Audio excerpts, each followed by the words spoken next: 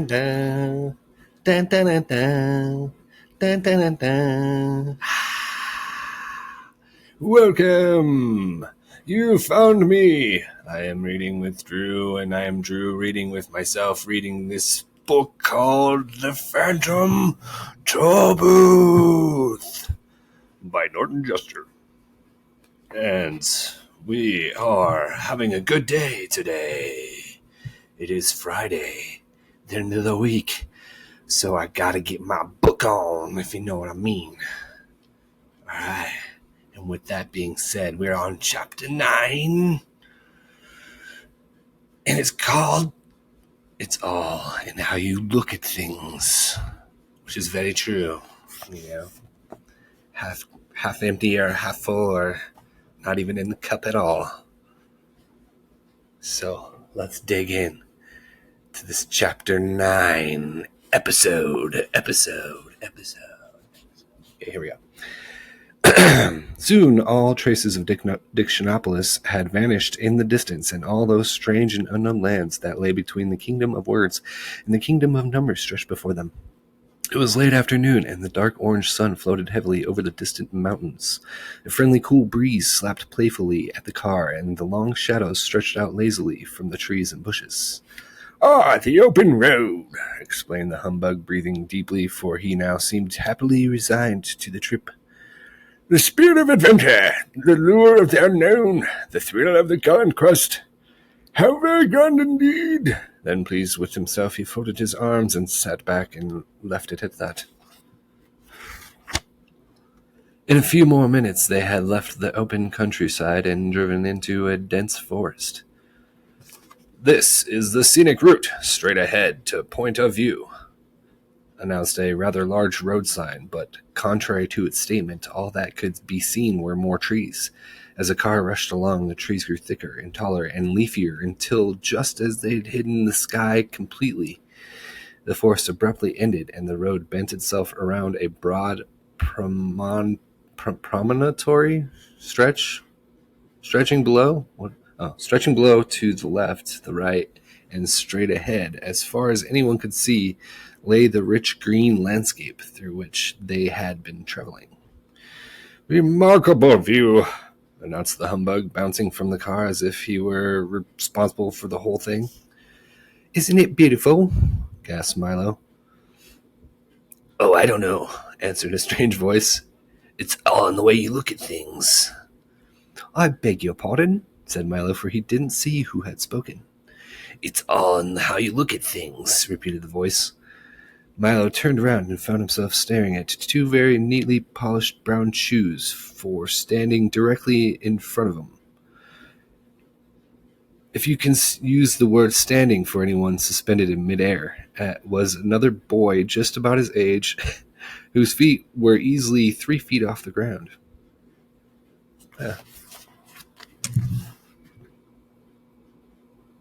Yes. It's a boy floating. I mean, that's a funny voice for a little boy. "For instance," continued the boy, if you happen to like deserts, you might not think this was beautiful at all."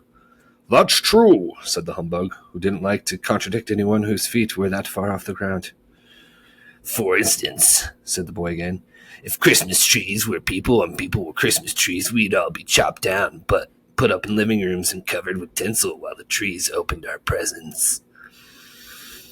"What does that have to do with it?" asked Milo.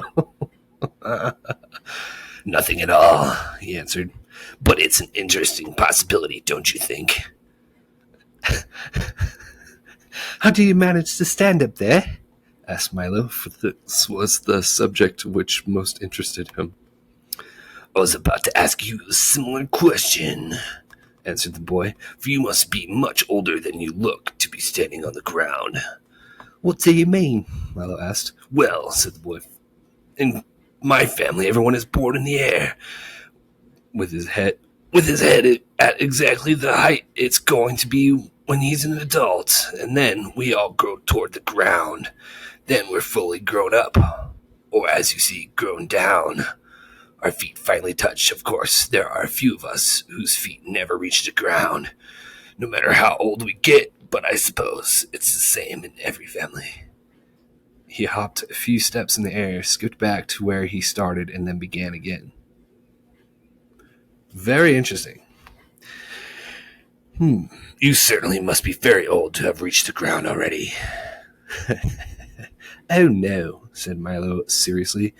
In my family, we all start on the ground and grow up, and we never know how far until we actually get there. What a silly system, the boy laughed.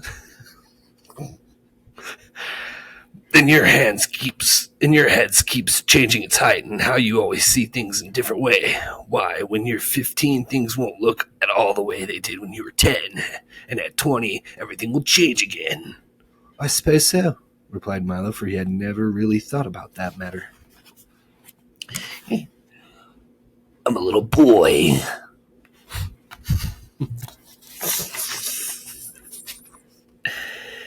We always see things from the same angle, the boy continued. It's much less trouble that way. Besides, it makes more sense to grow down and not up. When you're very young, you can never hurt yourself falling down. If you're in midair, you certainly can't get into trouble for scuffing up your shoes or marking the floor if there's nothing to scuff them on, and the floor is 3 feet away. That's very true, thought Talk, who wondered how the dogs in the family liked the arrangement. But there are many other ways to look at things, remarked the boy. For instance, you had orange juice, boiled eggs, toast, and jam and milk for breakfast, he said, turning to Milo. And you are always worried about people wasting time, he said to Talk. You are almost never right about anything, he said, pointing at the humbug. And when you are, it's usually an accident. A gross exaggeration, protested the furious bug, who didn't realize that so much was visible to the naked eye. Amazing, gasped Talk. How do you know all that? Asked Milo. Simple, he said proudly. I'm Alec Beings. I see through things. I can see whatever is inside, behind, around, covered by, or subsequent to anything else.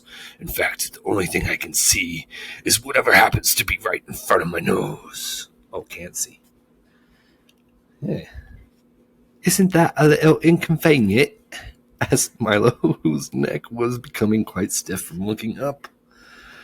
It is a little, replied Alec, but it's quite important to know that what lies behind things, and the family helps me take care of the rest. My father sees to things, my mother looks after things, my brother sees beyond things, my uncle sees the other side of every question, and my little sister Alice sees under things. How can she see under things if she's all the way up there? Oh. How can she see under things if she's all the way up there? Growled the humbug. Well, added Alec, turning a neat cartwheel. Whatever she can't see under, she overlooks. Would it be possible for me to see something from up there? Asked Milo politely. You could, said Alec, but only if you try very hard to look at things as an adult does. Milo tried as hard as he could, and as he did, his feet floated slowly off the ground until he was standing in the air next to Alec Bings. He looked around very quickly, and an instant later crashed back down to earth again. Interesting, wasn't it? Asked Alec. Yes, it was, agreed Milo, rubbing his head and dusting himself off. But I think I'll continue to see things as a child. It's not so far to fall. A wise decision, at least for the time being, said Alec. Everyone should have his own point of view. Isn't this everyone's point of view? Asked Talk, looking around curiously. Of course not, replied Alec, sitting himself down on nothing. It's only mine, and you certainly can't always look at things from someone else's point of view. For instance, from here that looks like a bucket of water, he said, pointing to a bucket of water. But from an ant's point of view, it's a vast ocean. From an elephant's, just a cool drink, and to a fish, of course, it's home. So you see, the way you see things depends a great deal on where you look at them from. Now, come along and I'll show you the rest of the forest. He ran quickly through the air, stopping occasionally to beckon Milo Talk and the humbug along, and they followed as well as anyone who had to stay on the ground could. Does everyone here go the way you do? Puffed Milo when he had caught up. Almost everyone, replied Alec, and then he stopped a moment and thought. Now and then, though, someone does begin to grow differently. Instead of down, his feet grow up toward the sky. But we do our best to discourage awkward things like that. What happens to them? Insisted Milo. Oddly enough, they often grow 10 times the size of everyone else, said Alec thoughtfully. And I've heard that they walk among the stars. And with that, he skipped off again toward the waiting woods. And there you have it, ladies and gentlemen. That was chapter 9 in the Phantom Tollbooth. And it was very awkward, I would have to say, because of my voice choosing for the flying little boy. Very awkward that his voice is like that. Why did he do that? Why did he make his voice like that? I don't know. I didn't know he was a little fine boy. How was I supposed to know? Very good chapter, though. Especially for a kid to kind of get that point of view about point of views. You know what I mean? Because if you grew up a certain way, you're going to see things a certain way. If someone grew up a different way, and there's just all kinds of points of views in the world. And to like see yourself in someone else's shoes is a point of view. So some people can't even do that. But hey, that's why it's an important chapter, and that's why this book is so awesome. It's so good. Ooh, it is so good. Let me tell you what. Okay, it's got imagination. It's exciting. It'll teach you something. It'll teach you a thing or two about life and not life too. You'll learn something about yourself reading this book, I'll tell you what. So I think even adults should maybe even read this book. I'm an adult and I'm enjoying the hell out of it. Alright. Enough time for it! Try to catch me on the next one, if you can.